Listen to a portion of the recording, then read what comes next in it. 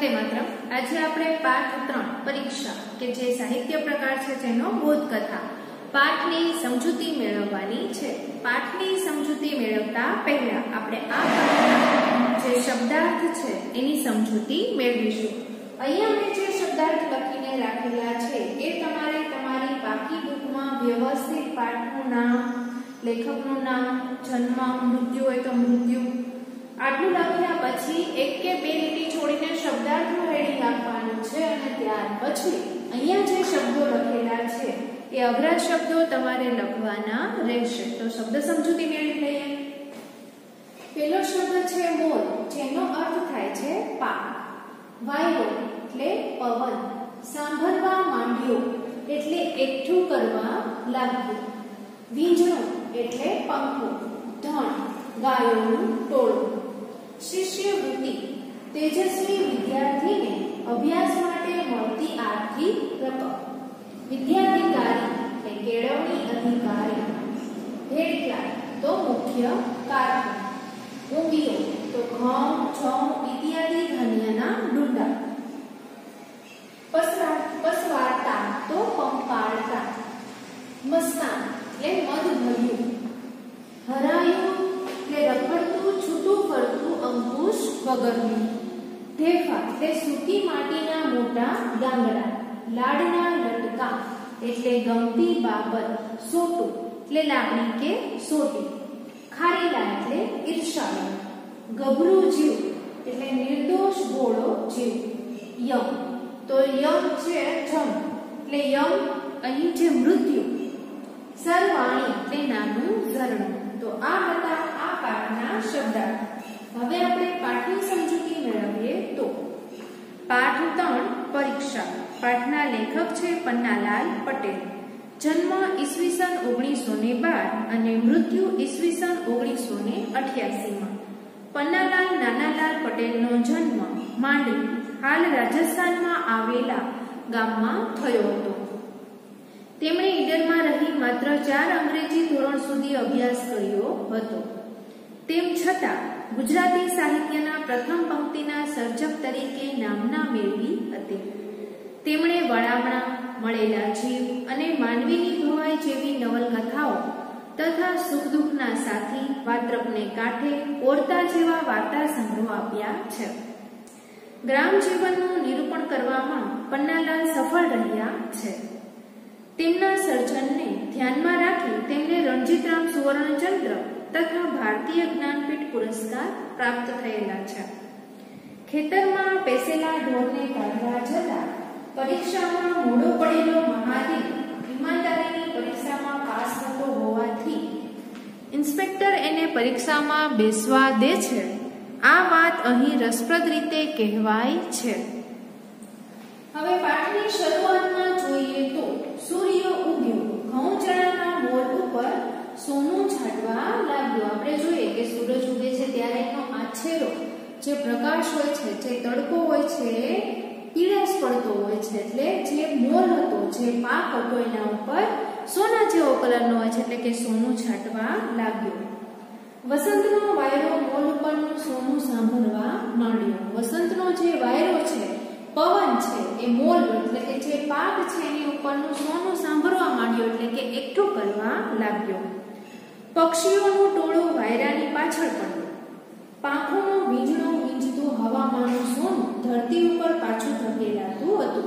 પક્ષીઓનું જે ટોળું હતું એ વાયરાની પાછળ પડે છે। પાંખો છે, વીંજણો એટલે કે પંખો, એને વીંજતું હવામાંનું સોનું આપણે શરૂઆતમાં જ જોયું કે સૂર્યનો જે પ્રકાશ હોય છે સોના જેવા કલરનો આછો પીળાશ પડતો હોય છે, ધરતી ઉપર પાછું ધકેલાતું હતું। ગામમાંથી ગાય ભેંસનું ધણ છૂટ્યું। ગામ છે એમાંથી ગાય ભેંસનું જે ટોળું છે, ધણ છે એ છૂટે છે। ધરતી ઉપર વેરાયેલું સોનું મોઢે મોઢે ફંફોળતું જતું ખાતું હતું। એ જે પાક છે સરસ મજાનો એ ધરતી ઉપરનો એ ફંફોળતો હતો અને ખાતા જતા હતા। શાળાએ જવા છોકરા હાલ્યા। છોકરાઓ છે એ શાળાએ જવા માટે નીકળે છે। મોલ જોતા, હવા ખાતા, પક્ષીઓના માળા પાડતા, ખેતર સેઢેથી પસાર થતી રૂપેરી પગદંડી ઉપર સોનેરી પગલા પાડતા। પગદંડી જે કાચો રસ્તો હોય છે, ચાલવાની કેડી હોય છે, એના ઉપર શું કરતા હતા કે પાક છે એને જોતા જતા હતા, હવા ખાતા હતા, પક્ષીઓના માળાને પાડતા હતા અને ત્યાંથી જે સરસ મજાની પગદંડી હતી એના ઉપર એના પગલા પાડતા જતા હતા. એક છોકરો બોલી ઉઠ્યો, ઉપાડો પગ, આજે મારે પરીક્ષા આપવાની છે. એ જે શાળાએ જતા હતા એ છોકરામાંથી એક છોકરો છે એ બોલે છે કે ઝડપથી ચાલો, આજે મારે પરીક્ષા આપવાની છે.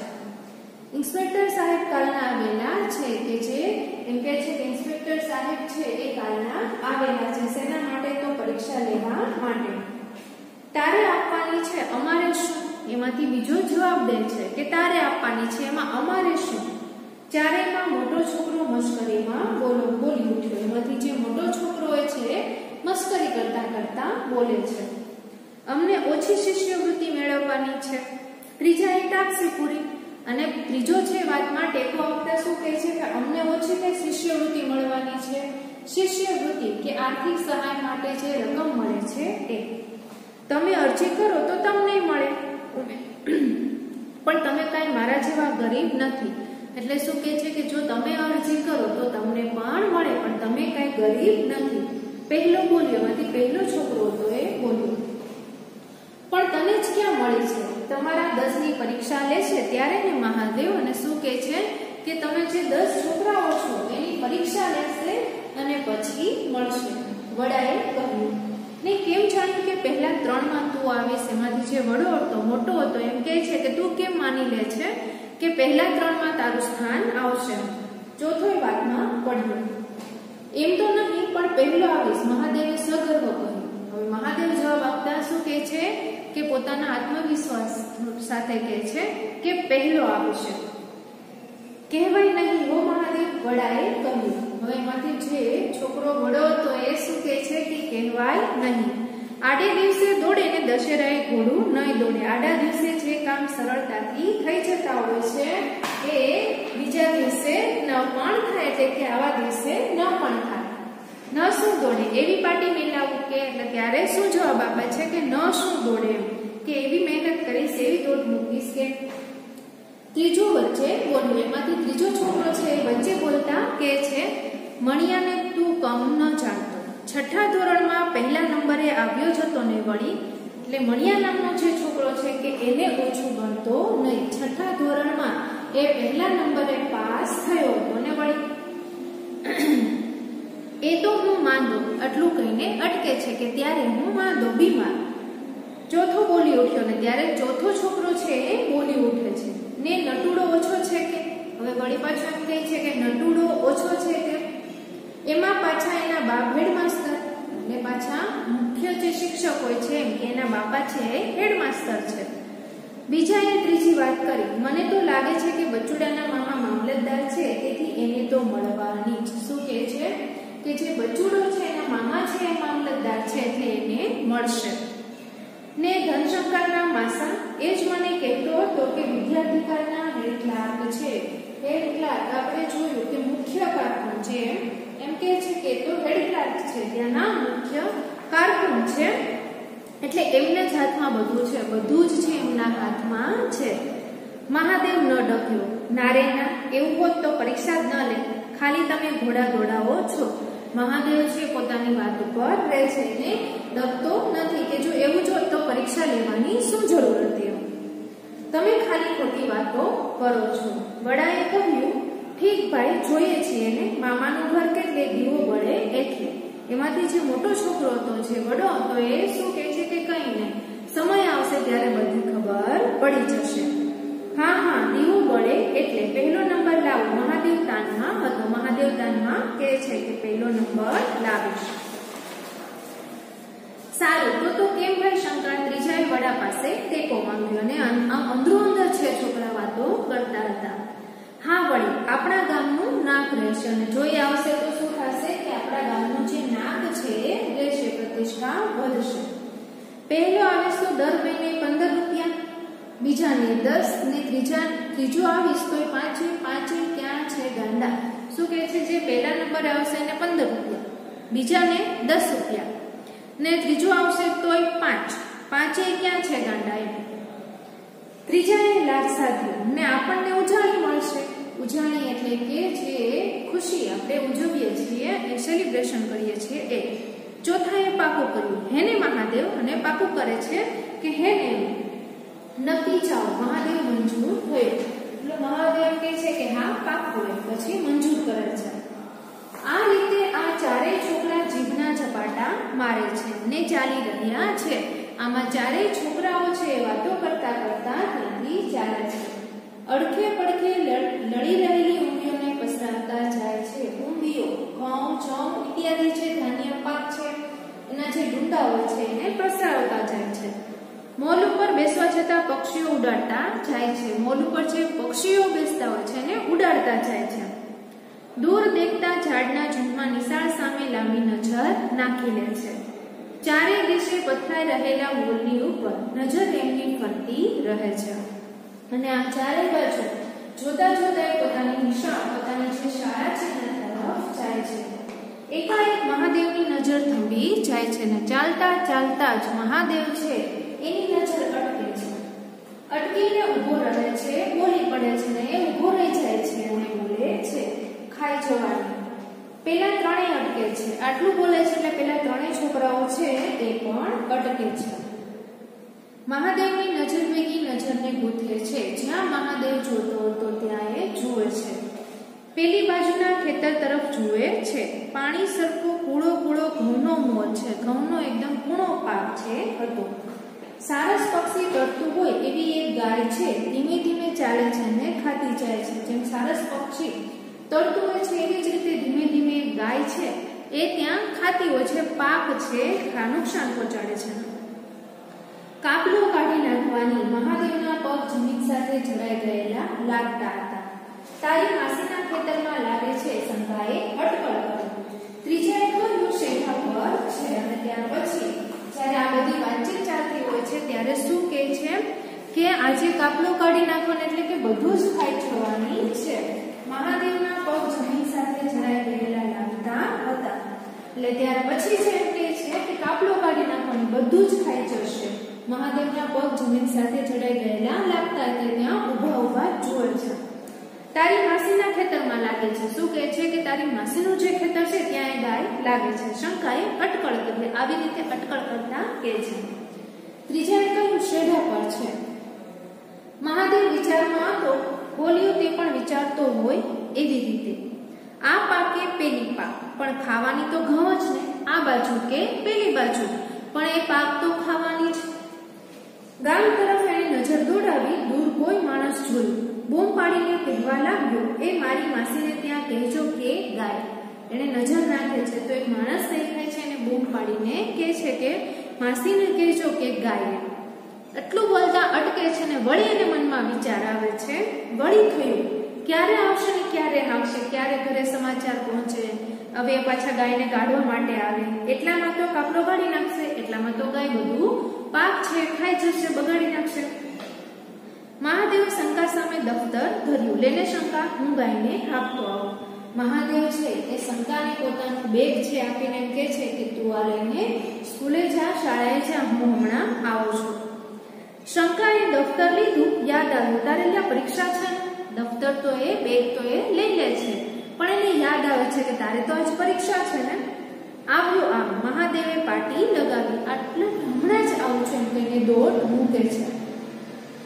મોર ઉપર ઉડતી ઉડતી સંભળી જતી હોય એવું એનું માથું દેખાતું હતું. કહેતો હતો તમ તમારે હેંડતા થાવ, આવ્યો હું તો આમ. એકદમ ફૂલ જે સ્પીડ છે એમાં દોડે છે અને ગાયને કાઢવા માટે નીકળે છે. પહેલા એમ કહે છે કે તમે શાળાએ જાઓ, હું આવું છું. હરાયું ચરેલી ગાય, હરાયું રખડતું ઢોર.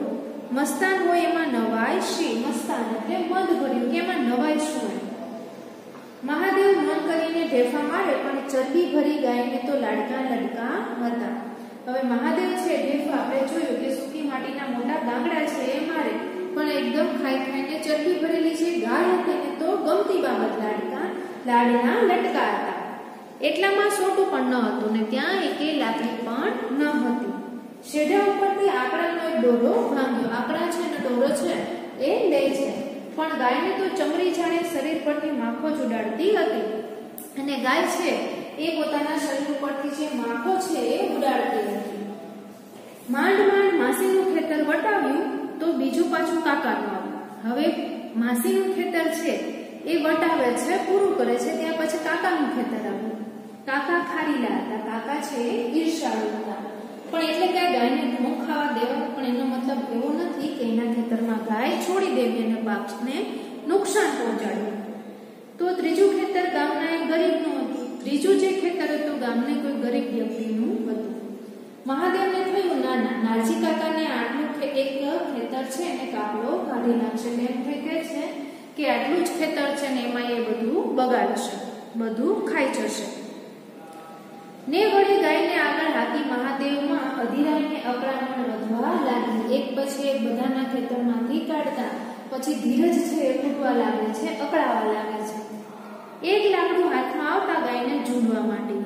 ગાયે મારવાનો ઈરાદો હોય એ રીતે મહાદેવ સામે જોયું અને પછી હાથમાં આવે છે એવું જે ગાયને મારવા માંડે છે. ગાય પણ એને મારવા માટે માથું ઊંચું કરે છે, એની સામે જુએ છે. પણ છોકરો એને મારવા સરખો ન લાગ્યો. પણ છોકરાને એમ ન થયું કે હું એને મારું, એમ ગાયને એવો વિચાર આવ્યો.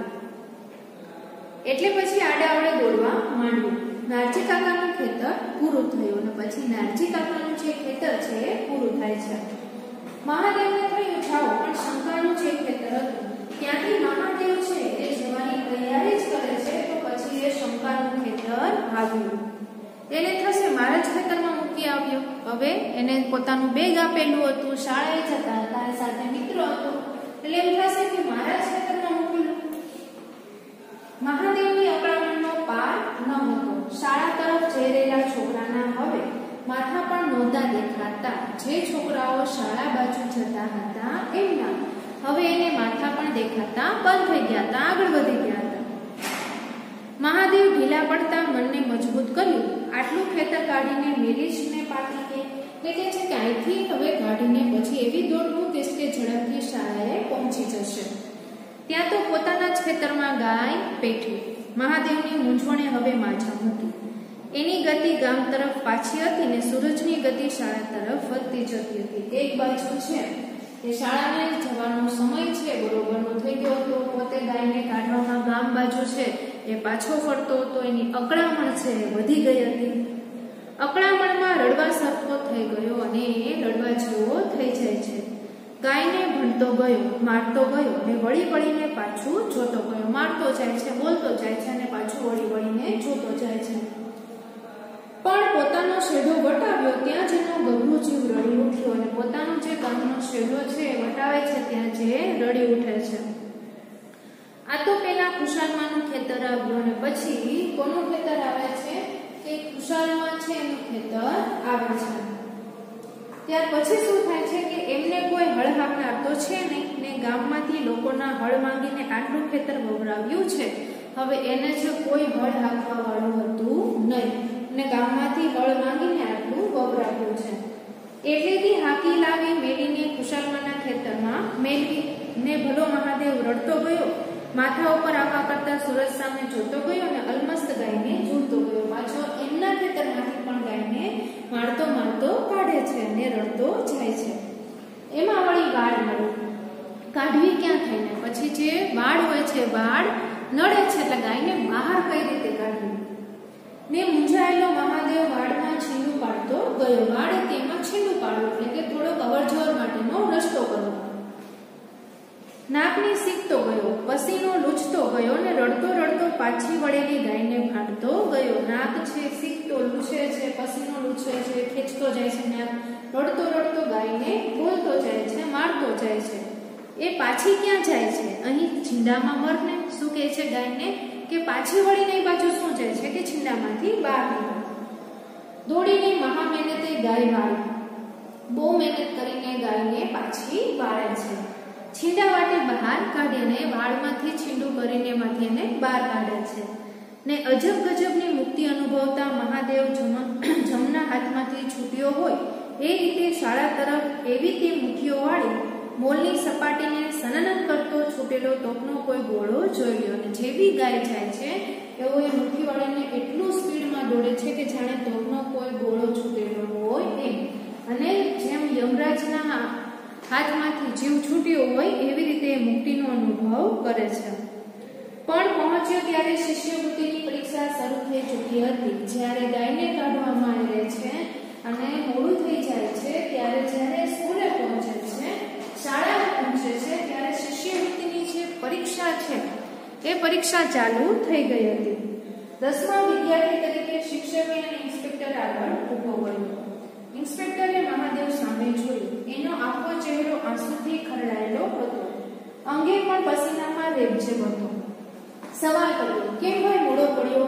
અને ત્યારે 10મા વિદ્યાર્થી તરીકે એને હાજર કરે છે ત્યારે આખો પસીનામાં રેબઝેબ હતો, દોડીને આવેલો હતો, એનું મોઢું છે રડતો હતો, એનો ચહેરો છે પણ આંસુવાળો હતો અને પૂછે છે કે તારે મોડું કેમ થયું શાળાએ આવવા માટે?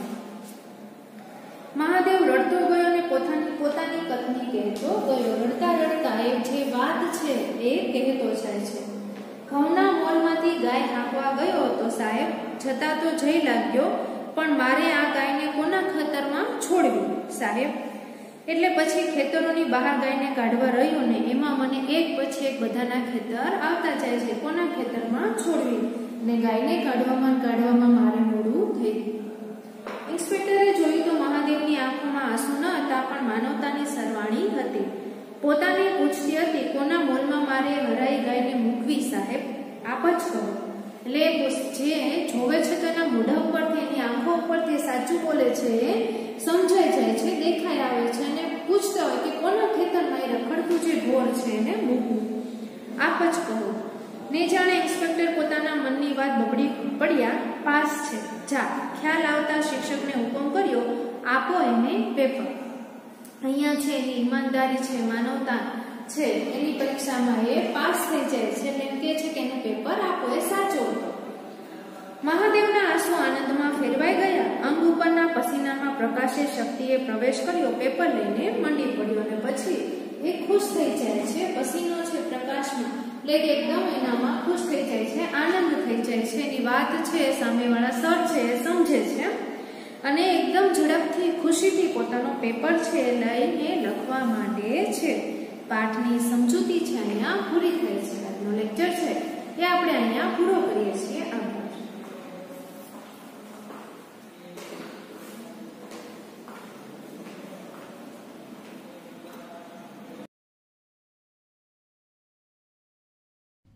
પ્રકરણ 3 પરીક્ષા.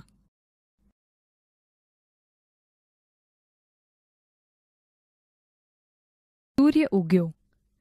ઘઉં ચણાના મોલ પર સોનું છાંટવા લાગ્યું. વસંતનો વાયરો મોલ ઉપર સોનું સાંભરવા માંડ્યો. પક્ષીઓનું ટોળું વાયરાની પાછળ પડ્યું. પાંખોનો વીંજણો વીંજતું હવામાંનું સોનું ધરતી ઉપર પાછું ધકેલાતું હતું. ગામમાંથી ગાય ભેંસનું ધણ છૂટ્યું. ધરતી ઉપર વેરાયેલું સોનું મોઢે મોઢે ફંફોડતું જતું ખાતું હતું. શાળાએ જવા છોકરા હાલ્યા. મોલ જોતા, હવા ખાતા, પક્ષીઓના માળા પાડતા, ખેતર શેઢેથી પસાર થતી રૂપેરી પગદંડી પર સોનેરી પગલાં પાડતા. ઉપાડો પગ, આજે મારે પરીક્ષા આપવાની છે. ઇન્સ્પેક્ટર સાહેબ કાલના આવેલા છે. તારે આપવાની છે, અમારે શું? અમારે ઓછી શિષ્યવૃત્તિ મેળવવાની છે. તમે અરજી કરો તો તમને મળે. હા, પણ તમે કંઈ મારા જેવા ગરીબ નથી.